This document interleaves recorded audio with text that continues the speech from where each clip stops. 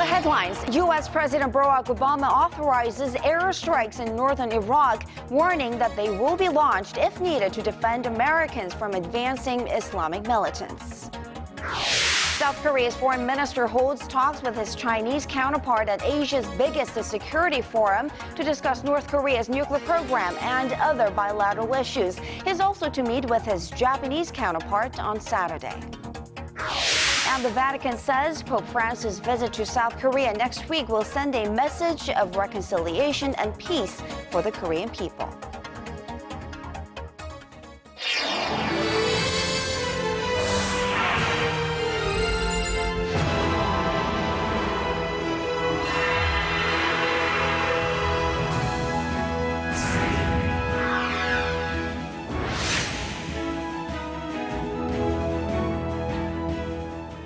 Welcome to Primetime News. I am Kang Tae-ri. Glad you made it to the end of this week. And I'm Sean Lim. Thanks for joining us tonight. We begin on the international front. U.S. President Barack Obama has ordered American warplanes back into Iraq to protect American personnel and provide humanitarian assistance. That's right. And for more, we're joined by Paul Yi at the News Center. Paul, we're just hearing that these airstrikes that Obama has announced this morning have started. This, according to the U.S.'s Defense Department. So he finally pulled the trigger and granted Baghdad's request for air support, but he did actually stress that it will be limited military action. That's right. In a rather surprising announcement, President Obama said on Friday that he authorized the Pentagon to launch targeted airstrikes in Iraq to help thousands of trapped civilians with food drops and to stem the rapid advance of Islamic militants. Our Connie Lee has the details. It's a green light to help those being persecuted in Iraq. In a televised address on Thursday, U.S. President Barack Obama ordered 2 separate operations in Iraq. In his own words, targeted airstrikes to protect U.S. personnel in Iraq and humanitarian efforts consisting of airdrops to help save thousands of Iraqi civilians who are trapped in the mountains and facing almost certain death. The Islamic militant group ISIS is gaining ground in northern Iraq, most recently seizing the largest Christian town of Karkush and forcing tens and thousands of Christians and ethnic minorities to flee. The United Nations says about 40,000 of them are trapped in northern mountains. They've been ordered by militants to convert to Islam or face execution. Women and children are being killed. We cannot get help. I have 4 children and I don't know where they are. 2 have disappeared and I don't know what happened to the other 2. Mass killings of religious and ethnic minorities are reportedly taking place, with militants even beheading children. This, according to one Christian leader in Iraq speaking to CNN. The United Nations Security Council, after an emergency meeting on the situation on Thursday, condemned the attacks and called on the international community to support Iraq. Just in the past 2 days alone, ISIS militants, with their black flags, have taken over 6 towns in the north of the country. Connie Lee, Arirang News. And staying in the Middle East, Israel has resumed its military offensive in Gaza just hours after the 3-day ceasefire expired on Friday, with both sides blaming each other for failing to extend the humanitarian truce. The Palestinian group Hamas had earlier rejected any extension, with senior officials saying Israel would not meet key demands, such as lifting the blockade on Gaza. Israeli Defense Forces said Palestinian militants had fired several dozen rockets into southern Israel even before the ceasefire was set to end, injuring a civilian and soldier. In response, Hamas said it was not responsible for the rocket fire, but claimed it was from rival armed factions. Witnesses say they saw airstrikes and artillery shelling in the east and north of Gaza City. And according to emergency services, a 10-year-old boy was the first reported casualty in this latest bombardment, raising the Palestinian death toll to nearly 1,900.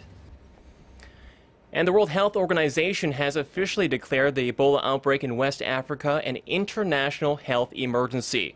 WHO Director General Margaret Chan on Friday said she hoped to rally global leaders in a united response to halt the epidemic. This as U.S. health officials said it's only a matter of time before the Ebola virus spreads beyond Africa, worrying that more than 60 outbreak hotspots were now out of control. Our Shin Se-min has the latest. I am declaring the current outbreak of Ebola virus disease a public health emergency of international concern. It's official. In calling the deadly Ebola outbreak an extraordinary event and an emergency, the World Health Organization is saying it's a public health risk to other countries.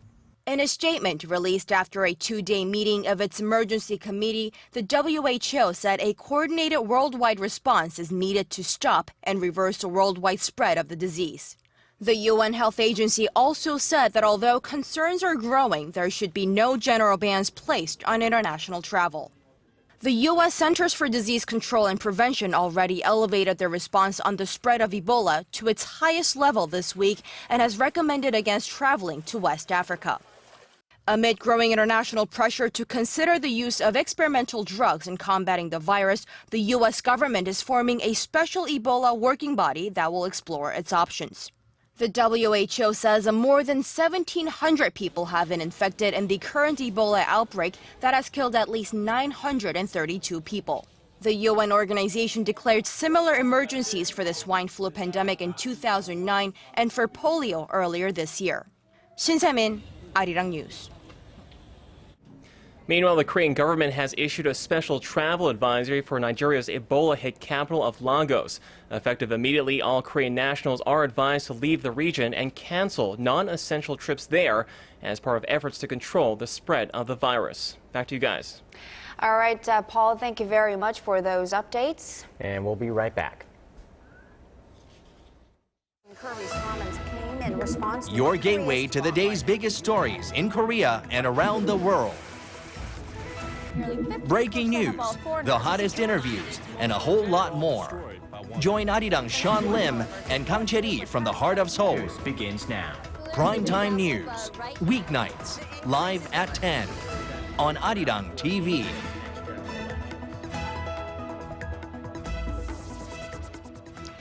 This weekend's ASEAN Forum in Myanmar will host the region's top diplomats for talks on matters of mutual concern, but the sidelines will see the most action. Korea's foreign minister is set to hold a series of talks with his counterparts over the coming days, and he started off this Friday by meeting with a Chinese foreign minister, Wang Yi. Kim Min-ji reports. Top diplomats from Korea and China met this afternoon on the sidelines of the ASEAN Regional Forum in Myanmar to discuss the North Korean nuclear issue. Foreign Minister Byungse called on his counterpart Wang Yi to do more to put North Korea in check. Yoon has joined diplomats from ASEAN member states and other major nations in Naypyidaw for a series of meetings that will culminate in the ASEAN Regional Forum on Sunday. It's widely expected he'll use the arena to also hold meetings with India and Canada and trilateral talks with Japan and the U.S. focusing on the denuclearization of the Korean peninsula. Particular attention is on Minister Yoon's bilateral talks with his Japanese counterpart Fumio Kishida scheduled for Saturday. The meeting, the first in 11 months, is expected to deal with a flurry of diplomatic issues as ties between the two countries have hit a low point in recent months over historical and territorial differences. Could a South and North meeting also be in the works? North Korea's new foreign minister Lee Soo-yong will be in attendance this weekend after a series of visits to other nations in the region. It's expected that he will also hold talks with China as well as Mongolia and Myanmar during the forum. Kim Min-ji, Arirang News. Korea's finance minister has called on the parliament to quickly pass a stack of bills that are needed to help boost the economy. He says it needs to be done as soon as possible, as time may be running out for some of the solutions to the Korean economy's deeply rooted structural problems. Kwon So-hwa has this report. At least 30 economic bills need to be passed as soon as possible to ensure they don't miss the golden time of a chance to revitalize the nation's economy. This is what Finance Minister Choi Kyung-hwan said at an emergency meeting with economy-related ministers on Friday, once again putting pressure on lawmakers who have more than 7,000 bills awaiting parliamentary approval. Choi asked for the National Assembly's cooperation, stressing that this is the last chance to put the focus on raising household income, which should in turn boost domestic demand and the overall economy. He warned there wasn't much time, emphasizing the country's GDP increased a mere 0.6% in the second quarter of the year from the previous quarter. The minister said out of the 30 most urgent bills, 18 concern the investment sector, 6 the normalization of the housing market, 3 are related to the public welfare, and another 3 on the protection of financial and private data. To fulfill that goal, Choi asked that all ministers take the issue directly into their own hands to gain the understanding and cooperation of the people and the assembly, and told them he will be closely monitoring their progress.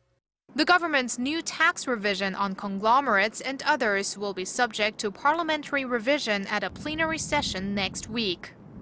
Since before his inauguration as finance minister in July, Choi's priority has been on revitalizing the economy by easing financial regulations, which runs in line with President Park's deregulation drive. Kwon So-ah, Arirang News. President Park Geun-hye says Korean citizens need to share their views on regulatory reform so that the government can pursue them. Her comments came as she was being briefed on ways to develop the Regulatory Reform Committee portal. President Park said the website must be simplified so that people can find what they're looking for, and even offered up her own ideas to help. The government plans to revamp the portal so that visitors can easily look up relevant information from what bills have been passed to the current regulations in place. Chinese yuan-denominated deposits at banks in Korea jumped to a record high last month. Deposits reached $16.2 billion in July, up $4.2 billion from the month before. The Bank of Korea attributed this growth to more local institutions in Korea putting their money in the hands of Chinese lenders that have recently raised their interest rates. But deposits in the US dollar, the euro, and the Japanese yen all dropped from the month before. Foreign investors have continued their buying spree in the South Korean equities market for a fourth straight month in July. Korea's Financial Supervisory Service says foreign investors scooped up a net 3.6 trillion won, or about $3.5 billion worth of Korean stocks last month. The agency says the value of their shareholdings at about $443 billion at the end of July took up more than 33% of the total market capitalization. Investors from the U.S. were the biggest buyers, followed by those from Japan and Saudi Arabia.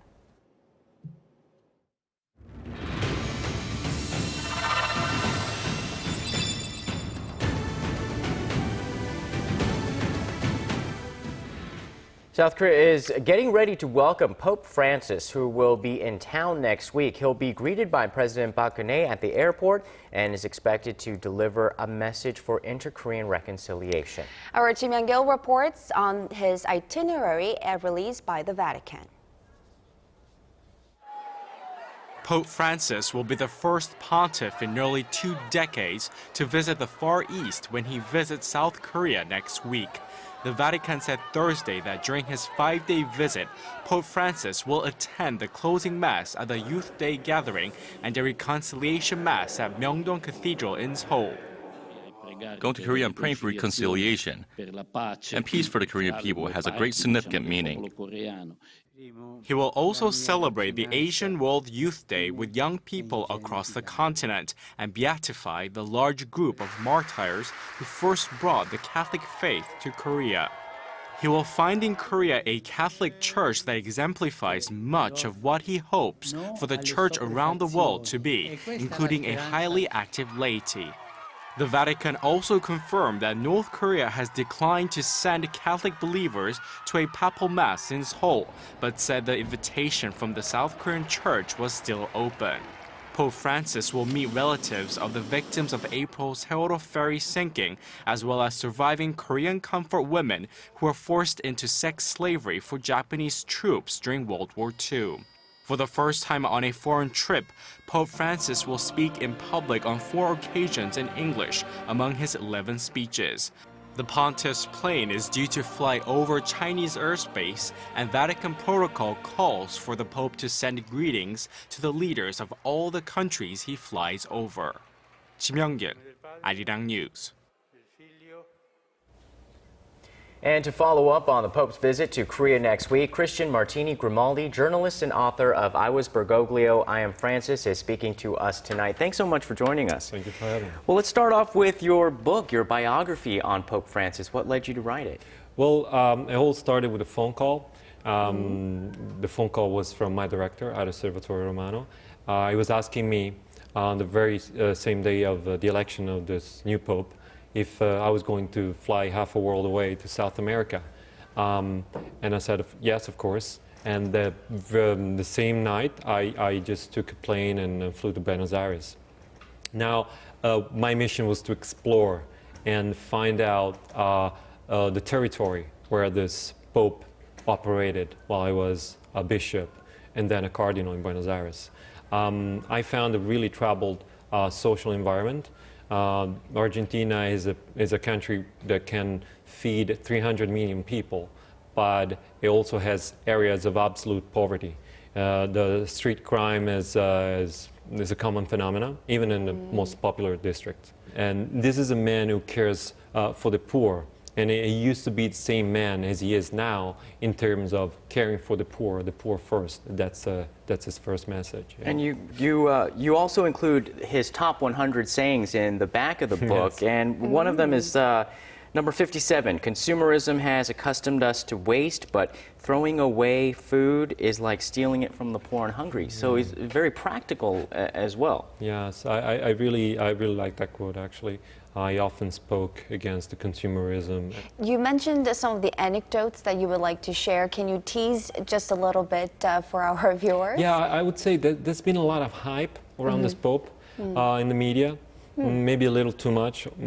This is a man that during the first Holy Thursday, it's an established tradition that there is a Mass in the San Giovanni Cathedral in Rome. And well, for him it was an exception because instead of the Mass, he went to wash feet of juveniles in a detention center in Rome. This was an exception, again, in the church tradition, but it was no exception to him. As a matter of fact, it was actually a common habit for him. So the Pope is making his first trip to Asia with a start in Korea. Why did he choose Korea to be the first location? Well, for a very precise reason. Korea is a unique chapter in Christianity, not just for Asia, but for the whole world.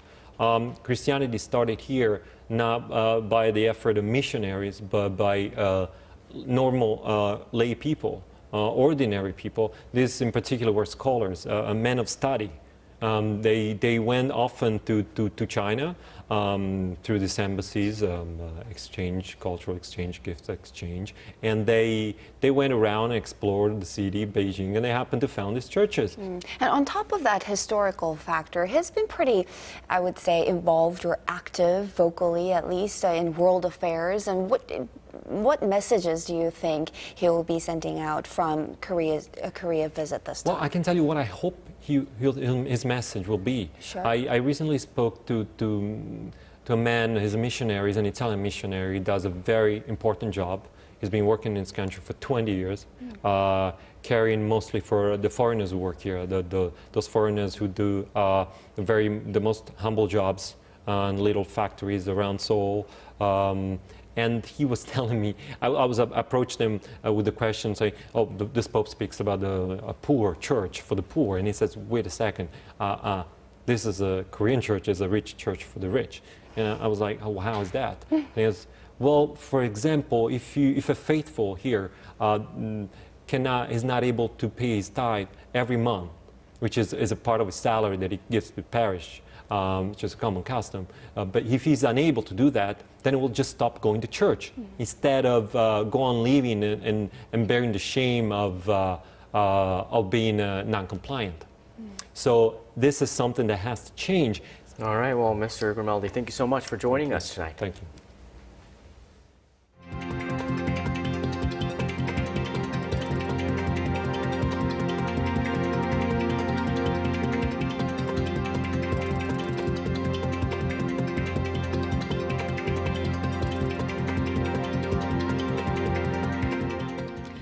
Korea, Japan, and China have rather complicated relationships with one another, affected by centuries of historical conflicts and disputes. But student representatives from the three countries are trying to look beyond the differences. Our Park Ji-won has more.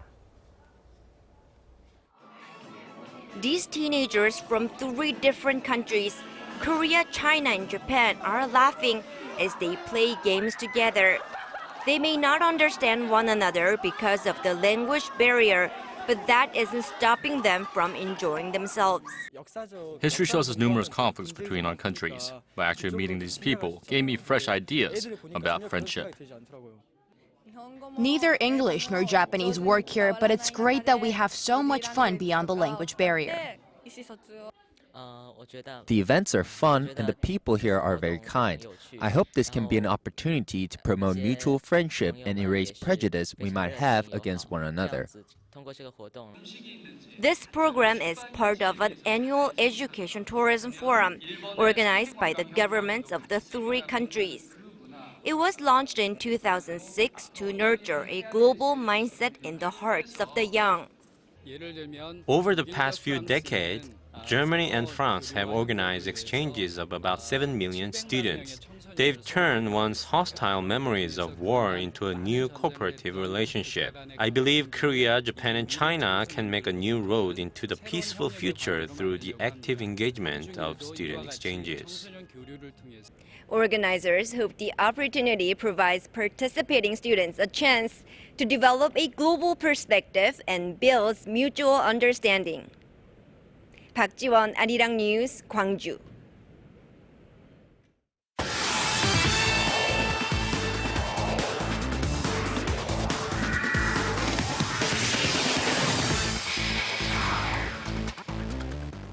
Welcome to sports. Now, Korea is known for some of the world's finest archers, and a group of them has left to take part in the Asia Grand Prix in Taipei. It'll be a good opportunity for Korea's archery team to size up their competition before September's Asian Games in Incheon. For the men, Japan, China, and India are looking tough, while the women will be battling China, India, and Taipei for the gold. Over 12 Asian countries and nearly 120 archers are scheduled to compete in the event, which kicks off on Sunday. Next off, golf. The Mayor LPGA Classic kicked off for its first round in the U.S. Korea's Park Eun-bi had a great start, placing second, shooting a 5-under 66. Park shot 6 birdies and 1 bogey on Thursday, but is still 1 shot behind Germany's Sandra Gao, who finished the day with a 6-under 65. Other Koreans on the top list are Amy Yang and Iri Hee, who are tied for 4th, shooting 3-under 68. The tournament will pick up its second round on Friday. Now over to Friday's KBO action between the Nixon Heroes and the Tucson Bears in Seoul. Starting the pitching game, Andy Van Hecken for the Nixon Heroes and Kim Gang-yul for the Tucson Bears. Nixon went straight into offensive mode, hitting singles and a double while taking advantage of some errors to score 4 runs early on, making it 4-1 at the first inning. And again in the 4th, Nixon hits a couple, racking up 4 more runs, leading 8-2. Currently, Nixon is leading in the 9th in a high-scoring match, 15-10. Checking out other games, Kia beats SK 3-2. LG is leading in the 9th against NC 9-4. Lotte is up in a tight race against Samsung, bottom of the 8th, 9-7. Finishing things off with men's tennis, there were some major upsets at the 3rd round at the Toronto Masters. World number 1 ranked Novak Djokovic got slaughtered by 13th ranked Joel Wilfried Tsonga, who dominated the first 2 sets, ending the match. Djokovic had 18 unforced errors and 4 dropped serves. The Wimbledon champion came into the match having won 5 of the past 6 Masters events contested. Thursday's loss was only his 5th of the season. Tsonga's victory marks the 3rd time he's beaten a world number 1, putting out Rafael Nadal 3 years ago and defeating Roger Federer in Canada in 2009. That wraps it up. This has been Kim Hyun-bin. Always stay tuned for more updates from the world of sports.